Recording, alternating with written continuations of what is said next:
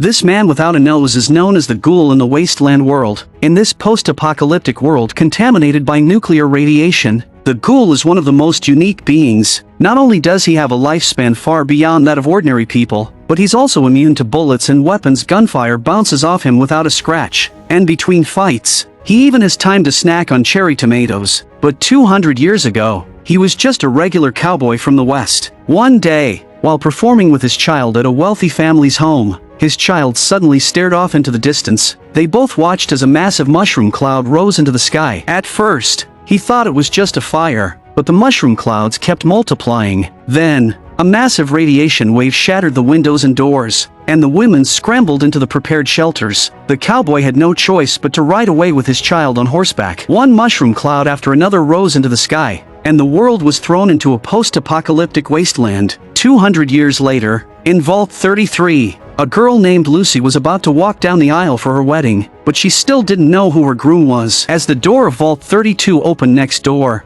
she finally saw her groom. He wasn't too bad looking. Lucy winked at her sister, and the two of them proceeded with the wedding ceremony. Because all the residents of the vault were related, they had to marry outsiders to ensure healthy offspring. Lucy stared at her groom, bluntly asking him what was on her mind. Faced with her bold words, the groom didn't know how to respond at first and decided to show his strength with actions. His approach was simple and direct, and Lucy liked it. But after their intimate moment, Lucy noticed her groom drinking from a large bottle of water. She immediately sensed something was wrong, and her device confirmed that the man was a raider from the surface. They quickly began fighting, but despite Lucy's skill, she was no match for the man's strength. She was soon at a disadvantage. As she grew dizzy, she saw the man pick up a knife. Lucy struggled to fight back but was stabbed in the abdomen. Suddenly, alarms blared outside. Taking advantage of the man's distraction, Lucy grabbed a cup and smashed it over his head. Ignoring the pain, she pulled the knife from her abdomen and injected herself with a stim-pack. When she emerged, chaos had already erupted outside, and the ground was littered with bodies. It turned out that these people weren't here to marry, they were savage raiders. Lucy watched as her people were forced to kneel, while her father faced a difficult choice. He had to choose between saving everyone or saving Lucy. Without hesitation,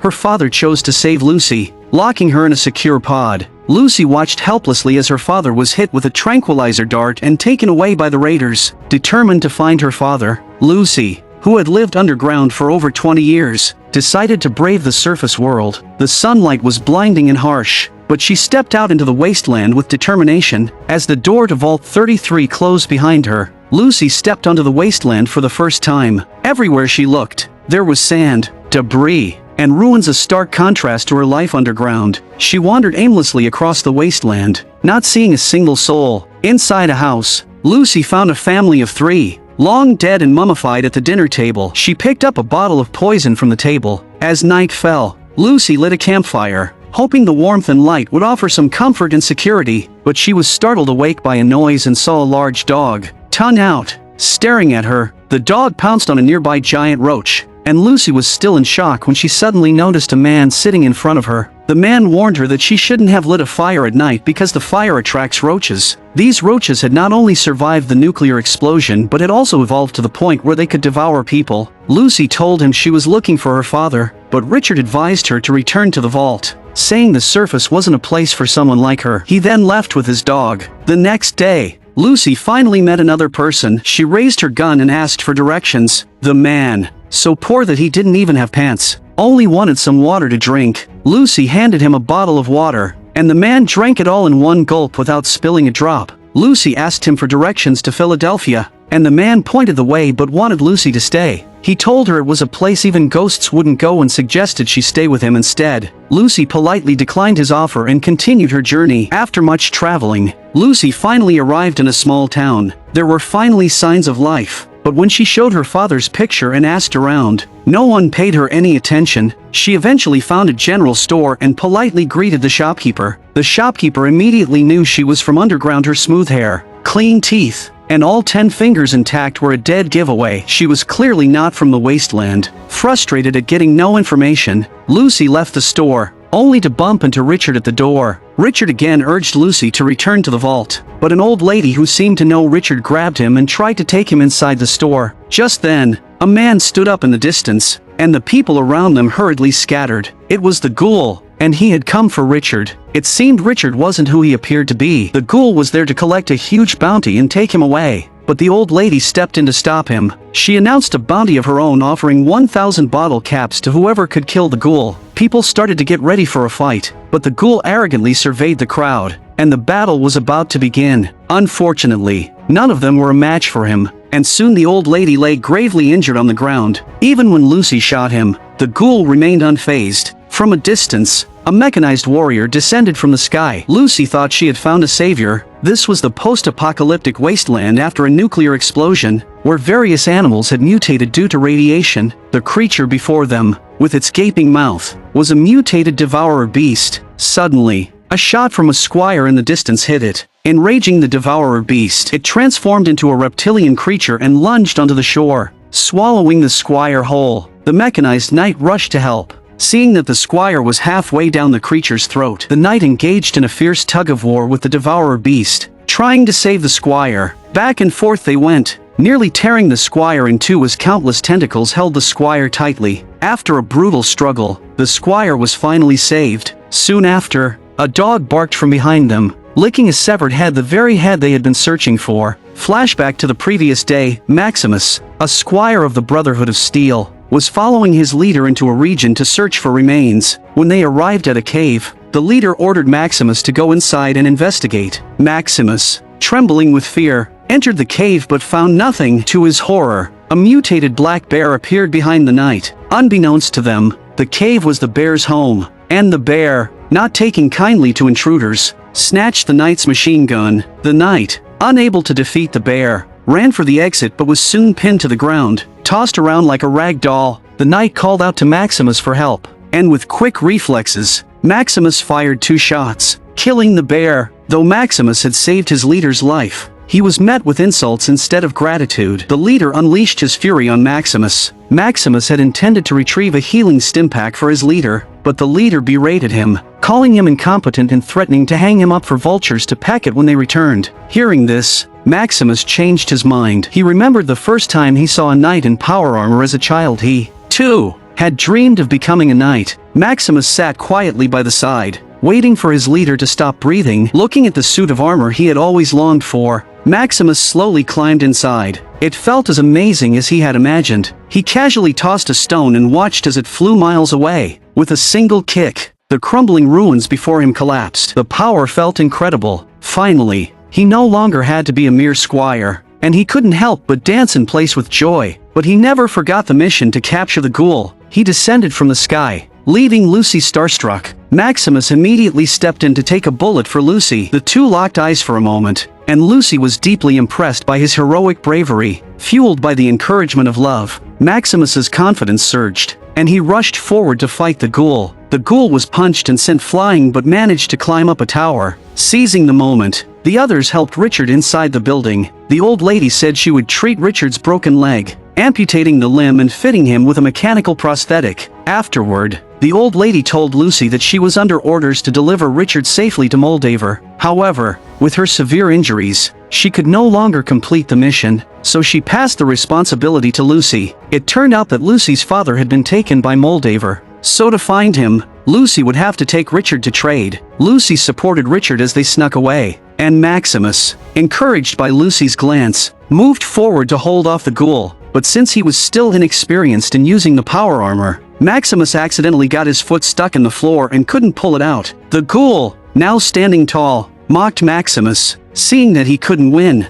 Maximus tried to fly away to escape, but the ghoul wasn't about to let him go. He threw a hook that caught Maximus, swinging him around in the air. Lucy, not far away, happened to see Maximus being tossed about and thought he was showing off. The ghoul entered the store but found no one inside. Stepping outside, he saw Richard's dog lying on the ground, barely alive. He injected the dog with a stimpack, and the dog got back on its feet, leading the ghoul to pursue Richard. Meanwhile, Richard was on the verge of death, his mechanical legs soaked with blood. Lucy urged him to keep moving, but Richard pulled out a chainsaw and told Lucy to take his head and continue the journey. Lucy was shocked, but Richard explained, to survive on the surface, she would have to abandon the rules of the vault. She couldn't afford to show mercy. With a smile, he took his last breath. Left with no choice, Lucy picked up the chainsaw. Moments later, she continued her journey with Richard's severed head in tow. That night, Lucy examined Richard's head, wondering what made it so valuable. She noticed something behind his ear, and when she touched it,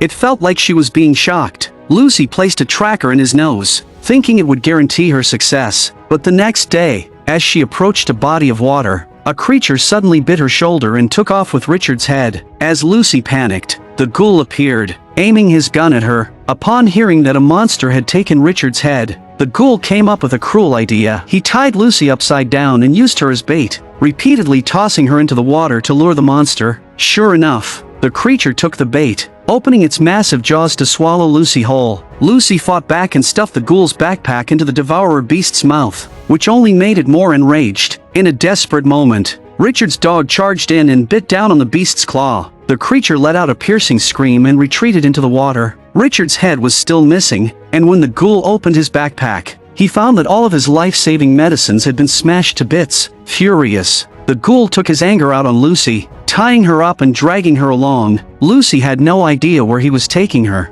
and the dog was barking at the riverbank. In an unexpected twist, Richard's head had ended up in Maximus's and his squire's hands. Lucy, now kidnapped by the ghoul, was sold to a black market in exchange for medicine. Before that, Lucy had tried to escape, but the ghoul caught her and cut off one of her fingers as punishment. Realizing her life was in the ghoul's hands, Lucy had no choice but to follow him to the black market. The ghoul planned to trade her for 60 bottles of medicine, but just as Lucy entered the market, the ghoul collapsed. Unable to hold on any longer, Lucy was greeted by a robot. Surprisingly, the robot was kind and offered to reattach Lucy's severed finger. In no time, the robot had successfully reattached her finger, but just as Lucy was about to express her gratitude, the robot revealed that it had saved her because it wanted her organs. Lucy fainted and woke up feeling as though she was back in the underground vault. But when Lucy opened her eyes, she saw the ghoul trapped in a transparent chamber beside her, pitifully begging her for something. Lucy was then brought before two buyers,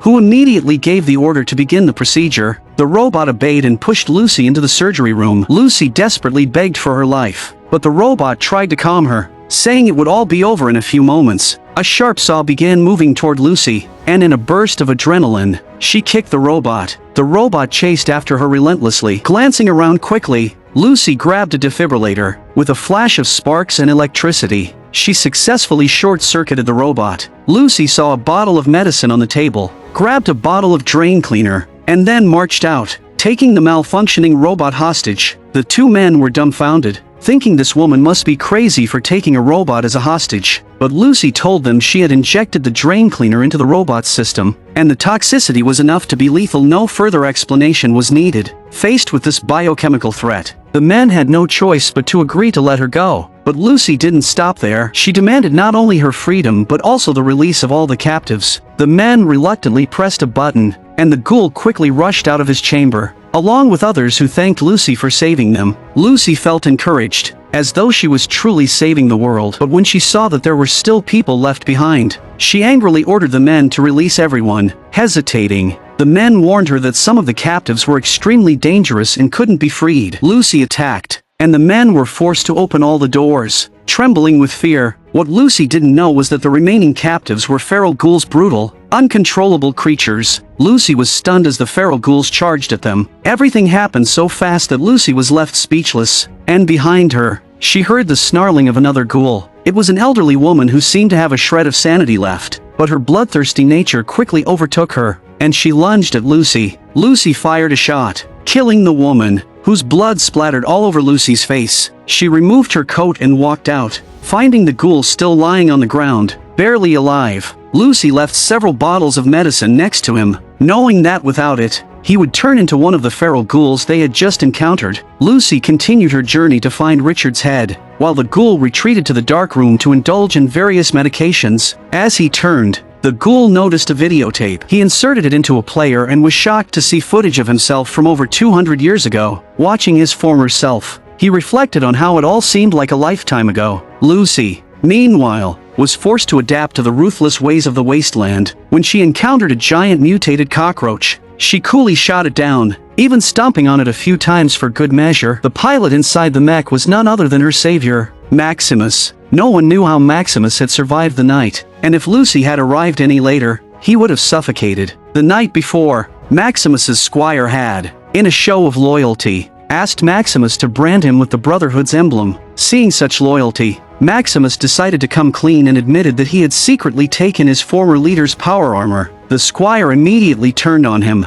threatening to report him to the Brotherhood. During their fight, the squire's foot was injured by the power armor, but that didn't stop him from deftly maneuvering and stealing the armor's power core. The power armor shut down and went into standby mode. The squire then left with Richard's head, leaving Maximus trapped in the armor for the entire night. Thankfully, Lucy arrived just in time, but after witnessing so much treachery, she wasn't inclined to let him out right away. She no longer trusted anyone, but mid-sentence, Lucy suddenly began to vomit. Maximus realized that she had been poisoned by drinking boiled water and told her that he had an antidote in his sleeve. If Lucy let him out, he would give her the medicine. After much consideration, Lucy finally decided to release Maximus, saving his life. However, Lucy soon passed out, and Maximus injected her with the antidote. Slowly, Lucy regained consciousness. Their goals were now aligned. They both needed to find Richard's head, so they shook hands and agreed to work together. Lucy had placed a tracker in Richard's head earlier, so the two of them set off together. Maximus was surprised to learn that Lucy came from a vault, as he had always believed the vaults were inhabited by mutants. Lucy joked that until she was 6 years old, she had thought the giant light bulb on the farm was the sun. Their banter gradually brought them closer, but as they crossed a large bridge, two wasteland survivors suddenly appeared on the other side. Neither side dared to make a move. Seeing that the standoff was getting them nowhere, Lucy made a suggestion: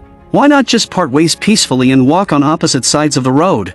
They agreed to raise their hands and slowly move past each other on the count of 3. But as they got closer, the woman across from them noticed the device on Lucy's wrist and flashed a greedy smile. Fortunately, Maximus had anticipated this. Everything happened in an instant. Lucy stood frozen in shock while Maximus took a hit, injuring his arm, but he said it was just a scratch and nothing serious. Soon after, they followed the tracker to a place called Shines, a sign proclaiming it to be the first capital of the new California Republic. Founded in 2142, it had a population of over 30,000 people. Lucy's worldview was shattered once again. Her vault's ultimate goal had always been to one day return to the surface and rebuild civilization. They called that day the Reclamation Day, but the sign told her that someone had already achieved that goal and she had never known. Seeing Lucy's shock and disappointment, Maximus offered her some comfort. He explained that although the city had been rebuilt, it eventually failed. The reason was the massive crater in front of them, next to a sign for the Shines Library. It was clear that civilization had once been restored here. Maximus explained that a nuclear explosion had occurred, and that he had hidden in a refrigerator to survive the blast. When he emerged, the area was in ruins, and that's when the Brotherhood of Steel found him. At this moment, Lucy noticed something wrong with Maximus. His wound was getting worse, and he needed medical attention immediately. They found an abandoned medical lab. Even though it might be dangerous, Lucy pushed ahead without hesitation. Worried about her safety, Maximus followed her inside. The flickering lights made the place feel eerie, but there was no sign of Lucy. He opened a door and stepped through, only to realize the doorknob was fake. Suddenly, gas sprayed in his face, and he collapsed. When the two woke up, they found themselves lying on small beds. Lucy got up and looked out the window. Just as Maximus began to stir, they had unexpectedly arrived in a vault. The people here were kind and welcoming. They treated Maximus's wound and allowed them to rest. But to prevent the spread of harmful substances, Lucy and Maximus were placed in quarantine for a few hours. Lucy happily agreed, and they sat there staring at each other, with nothing to do. Lucy suggested they play a game, but Maximus seemed reluctant. Seeing this, Lucy decided not to push it. After the quarantine period ended, the two were finally released, and Lucy could enjoy a hearty meal. Maximus, however, remained focused on finding Richard's head. Lucy encouraged him to stay and recover first. It was the first time a girl had ever held Maximus's hand, and he couldn't help but feel a little shy. At that moment, an assistant introduced them to the vault's overseer, who turned out to be a legate with one sharp, gleaming eye. The legate was friendly but warned them to stay away from the 12th floor. Lucy was filled with curiosity and glanced around, noticing another legate across the room with a nose growing out of his forehead. Not only that, but there was also a woman with glowing blue eyes and a chin covered in whiskers like a catfish. Wanting to gather more information, Lucy approached the legate, who seemed to be a bit nearsighted. The legate mentioned that it had been a long time since he had seen a natural-born vault resident, as they often received people from the surface. Lucy asked one final question: what's on the 12th floor that we aren't allowed to see? The legate told her it couldn't be discussed. With that, the legate sent Lucy away. Maximus was excited to see his power armor had been brought to him, but then he realized that without the fusion core,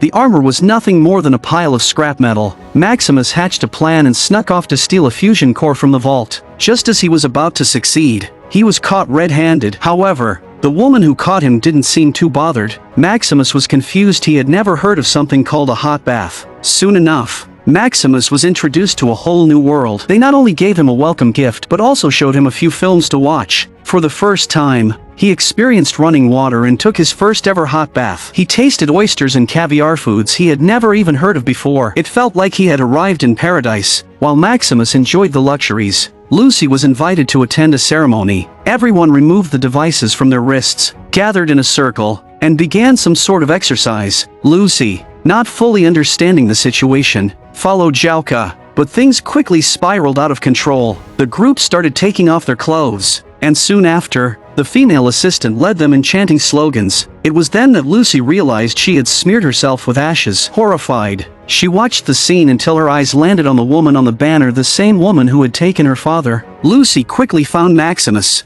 insisting they leave immediately. Everything about this place was too strange, but Maximus had grown comfortable in this paradise and didn't want to return to the harsh surface. Seeing this, Lucy decided to find answers on her own. She pressed the button for the 12th floor in the elevator. There, she found rows of cryogenic pods, each with a person inside, peacefully in stasis. Just as she was reeling from the shock, the lights flickered on, and an old man with a nose growing from his forehead entered. Lucy accidentally made a sound, and she was quickly apprehended. In the interrogation room, the legate played a holographic recording for Lucy, revealing the history of Vault 4. Not long ago, this vault had been taken over by scientists who experimented on the native residents, trying to create a world ruled by scientists. However, the native residents eventually overthrew the scientists, and the legate was one of the mutated descendants of those original inhabitants. The legate asked Lucy what kind of experiments were conducted in Vault 33, but Lucy claimed to know nothing. The legate said no more, but because of her violent behavior, the vault decided to punish her. Lucy was then hooded and taken away. This scene was witnessed by Maximus. Lucy was tied to a platform as the crowd roared below. After the assistant announced her crimes, the overseer picked up a large blade and menacingly approached Lucy. To Lucy's surprise, the legate was secretly trying to cut her bonds. With immense effort, the legate finally managed to snap her restraints. The crowd cheered,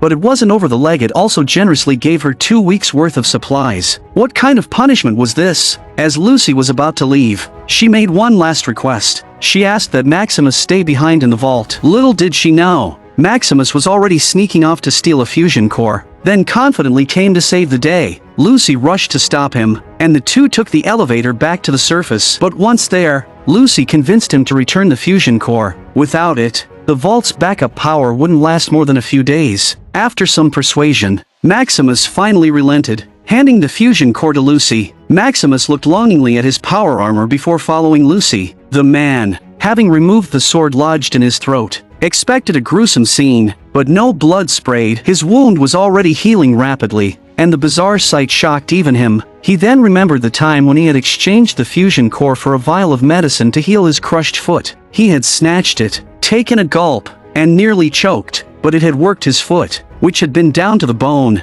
had begun to heal. What he hadn't realized was that the miracle cure was turning him into a ghoul. As Maximus's former squire, the man had intended to return to the Brotherhood with Richard's head, but now, transformed into a ghoul, he only wanted to escape. In his panic, he handed the head over to Maximus and fled. Maximus, meanwhile, picked up another head from the ground, smashing its face to a pulp. He then urged Lucy to take the real head and exchange it for her father's freedom, though Lucy feared for Maximus's safety. Before parting, the two shared a deep, emotional kiss. Maximus was soon brought back by the Brotherhood, his heart filled with anxiety, but thinking of his promise to Lucy, his confidence grew. To his surprise, Maximus wasn't taken back to the Brotherhood headquarters but to a small town. On the platform, instead of the Brotherhood leader, stood their priest. Maximus presented the head, but the priest wasn't easily fooled. After scanning the head, it was revealed to be empty. Maximus's life hung by a thread,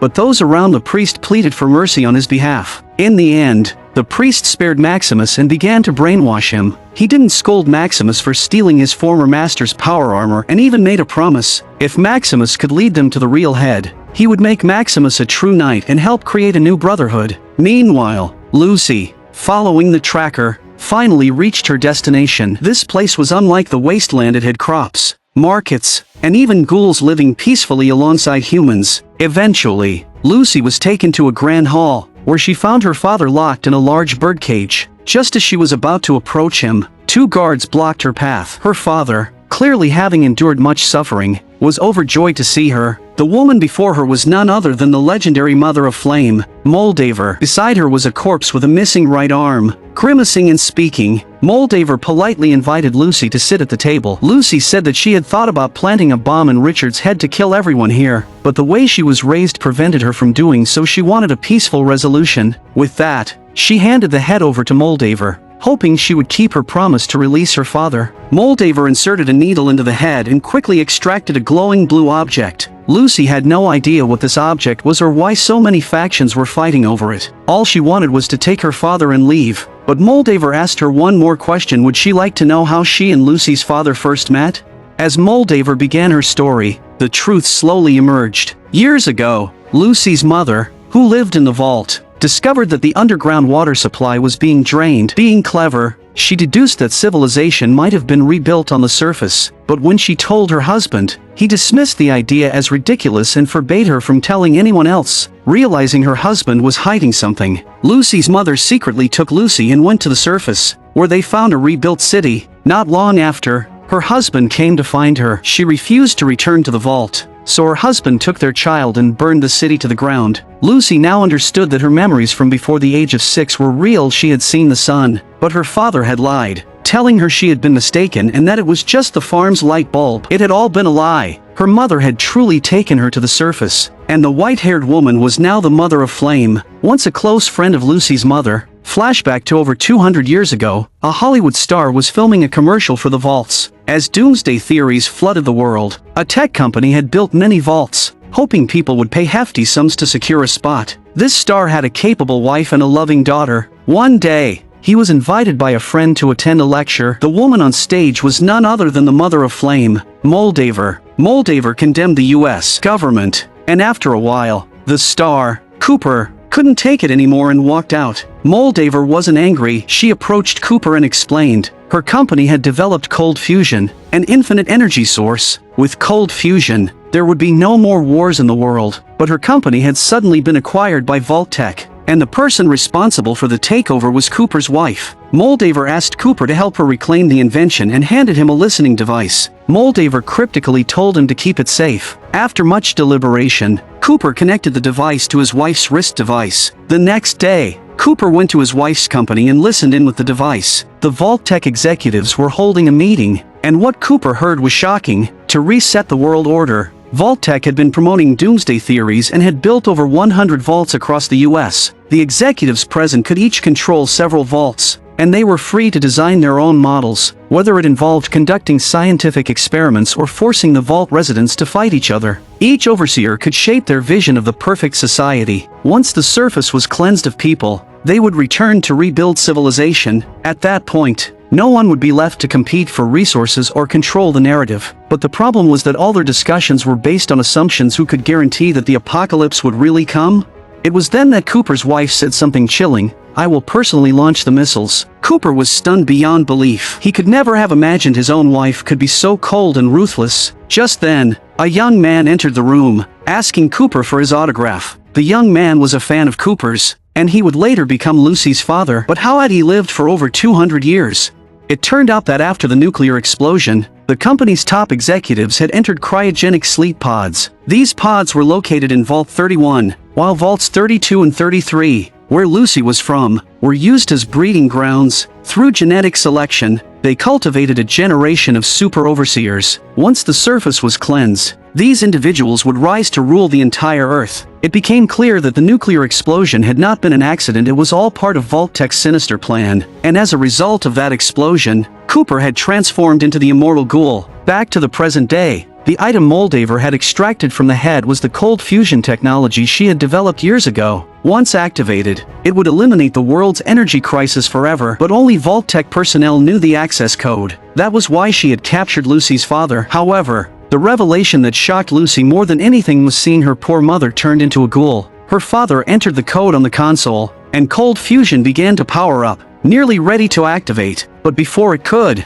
alarms suddenly blared. Brotherhood of Steel Power Armor Knights had arrived. Their heavy firepower rained down on the camp, and Moldaver led her people in defense. Another battle erupted, with Maximus in the middle of it. Lucy's father continued to brainwash her, trying to convince her to open the cage door. As the Power Armor Knights quickly breached the defenses, suddenly, a whistle rang out. It was the ghoul, Cooper. Having fought in such power armor before, he knew its weak spot, the lower chest plate. Lucy's father continued urging her to open the cage, but at that moment, a headless suit of power armor crashed through the wall and collapsed on the ground. Maximus rushed to the scene and was overjoyed to see Lucy again after longing for her for so long. Once he realized it was Lucy's father trapped inside the cage, Maximus shot the lock and pulled Lucy away to escape, but Lucy tearfully told him that the man responsible for the destruction of his homeland was none other than her own father. Just then, her father donned his own suit of power armor. Maximus charged forward, only to be knocked unconscious with a single punch. Lucy raised her gun,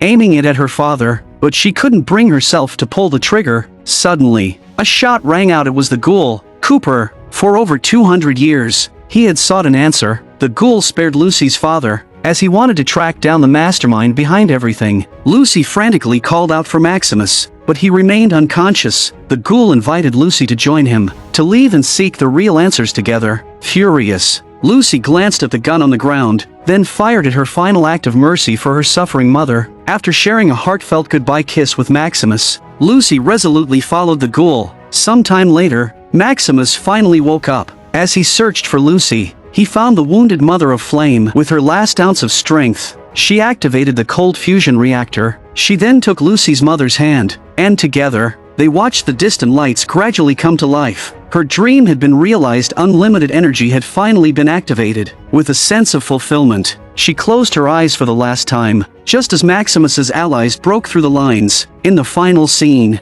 Lucy embarked on her journey with the ghoul. I'm a movie enthusiast. Please subscribe to my channel, and I'll see you next time.